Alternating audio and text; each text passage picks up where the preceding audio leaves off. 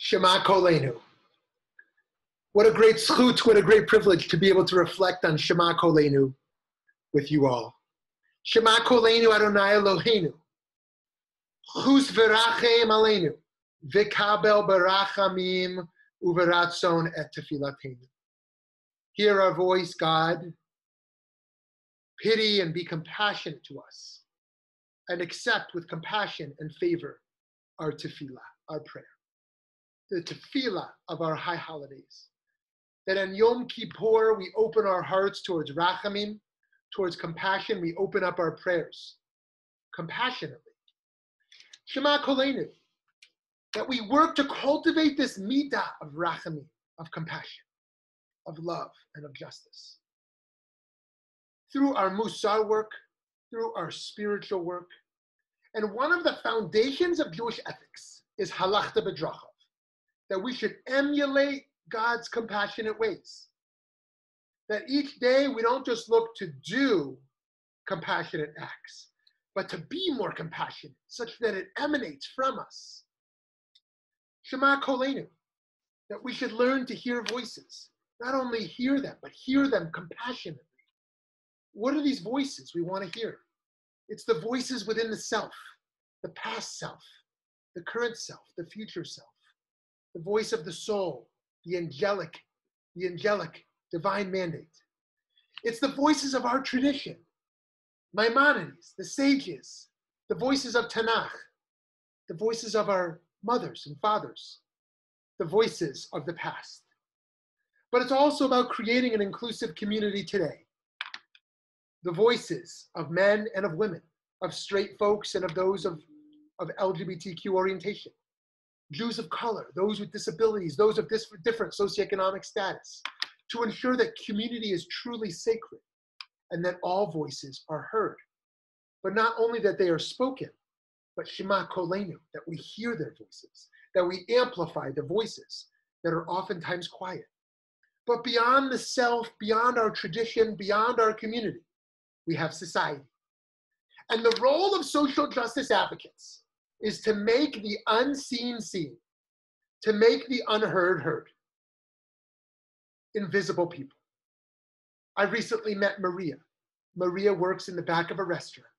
She leaves her children at home as a single mother. When she leaves and it's still dark and no one sees her get on the bus. And then she gets off the back of the bus and no one sees her. She goes to the back of the restaurant and washes pans and pots all day. No one sees her.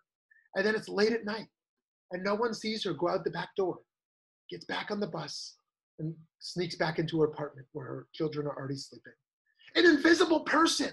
And our job is to be an advocate for a person who's not seen. A person locked in a solitary confinement cell. A person locked in an abusive relationship. A person locked in poverty. An animal in a cage.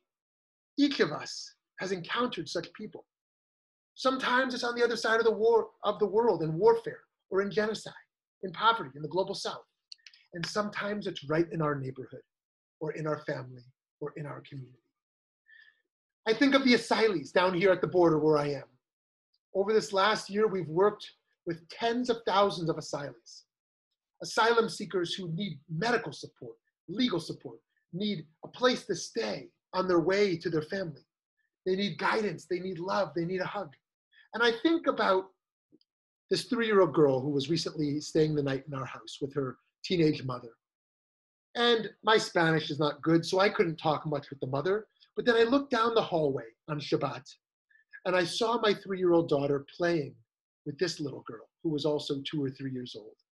And the way they were able to connect her, the way they were able to connect together, the way she was able to see her in a way that even I couldn't, the way that our children can be our teachers in helping us to see. Because friends, we oftentimes talk about tikkun olam, repair of the world. But in fact, there's 4 layers of tikkun. Tikkun atzmi, repair of the self. What are my own biases and blind spots? My own character traits I need to work on. The work of Yom Kippur to refine my midot, my character, to connect more with the Kodesh Baruch Hu and to emulate the compassionate ways. Then after tikkun atzmi, repair of the self, there's tikkun bayit, repair of the home. How am I making my home into a sacred place that represents my deepest values? where it's gentle and loving and compassionate and inclusive and welcoming. Then after Tikkun Atzmi and Tikkun Bait, we have Tikkun Kahal, the repair of our community. That our community represent the world and look like the world we want to build. That this micro is a dream of what the macro could look like. And after Tikkun Atzmi and Tikkun Bait and Tikkun Kahal, Tikkun Olam, that these four are deeply, deeply interconnected. And Tikkun Olam, of course, comes from Tikkun Ha'elam, repairing the hiddenness. Because if you try to repair the world on the surface level, you can cause more harm. So we have to get to the root causes of problems, below the surface, to bring repair. Below the surface of self through therapy and through spiritual activity. Below the surface of our family through family therapy or couples therapy, through hard conversation. The building of community that has transparency and love and a space for all to be a part of. And a repair of the world where we get to the root causes of injustice and oppression to repair those hidden dimensions. And so friends, to do that, we need Chachma Nistara, hidden wisdom. The hidden wisdom that goes beyond what we might just know cognitively. Because the work of Musar, of our character development, is to move what we know in our head into our heart. It's very easy to know what's good in our head, but to move it into our heart, and then to move from the cognitive to the affective, then into the behavioral, into how we live. And then to move our to-do list to our to-be list. That it's not just cognitive and affective and behavioral, but then it's an emanation, it's a spiritual emanation of who we are. So that we see the invisible people. We see the people who are about to be in tears in our office. We see the people around us who are on their last wits, struggling with anxiety or depression or with poverty, the most vulnerable. And the Zohar says this is a metaphysical process, not just a physical one. It says in the Zohar, one who has eyes, here referring to the soul's eyes, looks at the inner nature of things. One who's missing the capacity of such a spiritual eyes sees only the royal garments, the external decorative, missing that depth, our ability to see. And of course, our great 20th century Jewish theologians have a lot to say here. In particular, I'm thinking of Buber and Levinas. And here we can contrast them.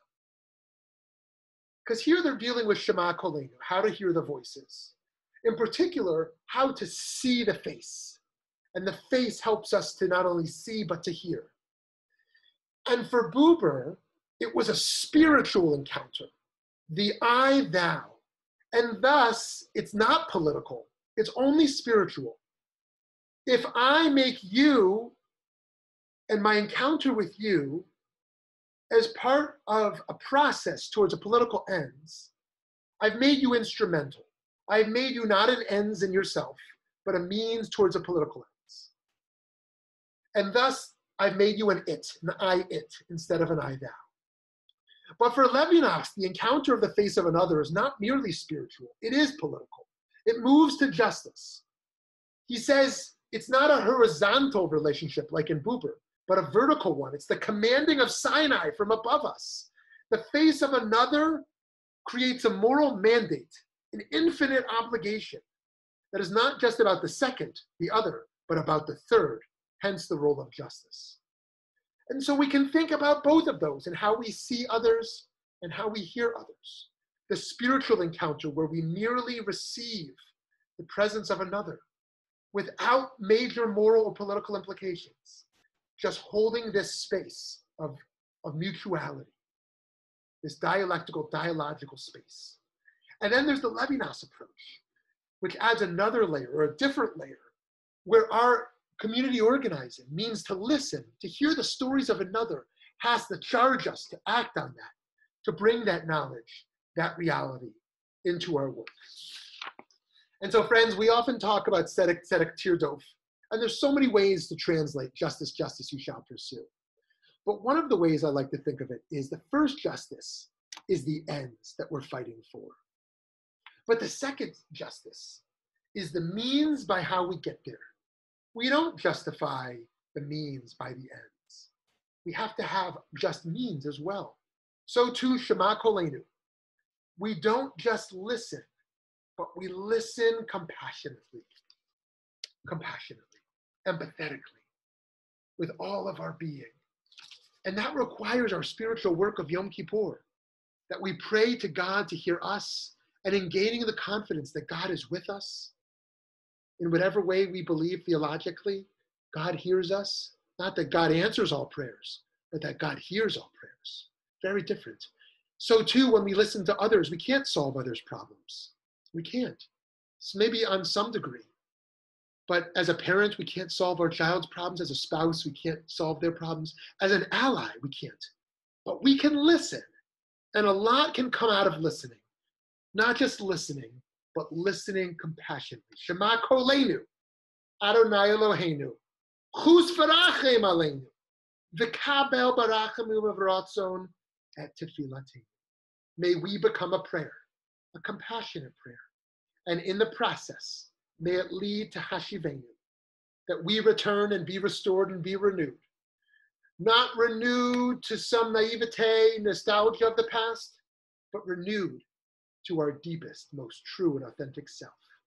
And in that place where we feel seen and feel heard, that hidden place that many can't see, but God can see and hear, that gives us the confidence and the strength to hear others, to see others, and to be present in our vulnerability so that we may rebuild ourselves and our families and our communities and our world with compassion and with justice.